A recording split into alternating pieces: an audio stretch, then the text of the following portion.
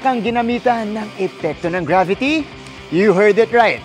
Yan ang na-develop ng De La Salle University Integrated School na layong makatulong sa pag-imbak at produce ng kuryente. Tara, let's change the game at alamin kung paano gumagana ang gravity storage device.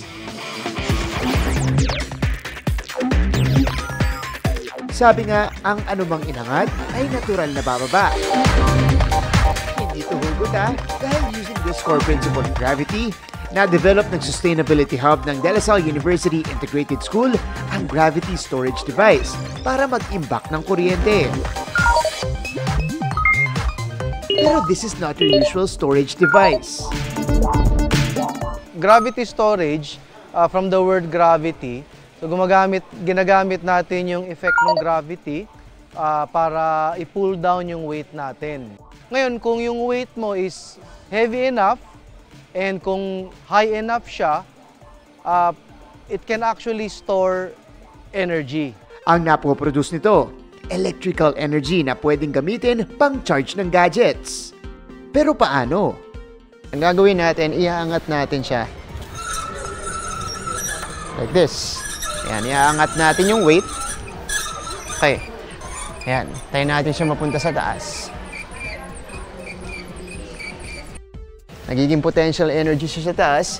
Tapos yung potential energy na yan, kapag ibinagsak natin siya, unti-unti dyan, mako-convert siya into electrical energy gamit itong generator na nandito. Nasa 2 meters ang taas ng tower component, habang 20 kilos naman ang bigat ng scrap metal na kailangang hilahin paakyat at pababa.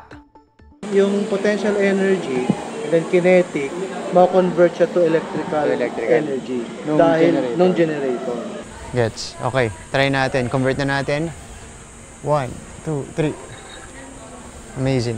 Hindi naman siya, bigla-bigla ang bumabagsak. Kumbaga gradual din. Pero, kita natin dito, meron tayong 12 watts na napoproduce right away. But wait, there's more!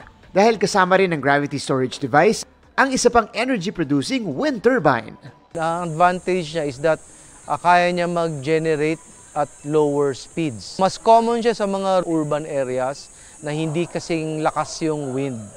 So, naglagay lang kami ng wind turbine, again, to demonstrate mga different sources of sustainable energy. Nakaka-charge din siya. There you have it mga kapuso, a more sustainable way to produce electricity. Para sa GMA Integrated News, ako si Martin Javier. Changing the game!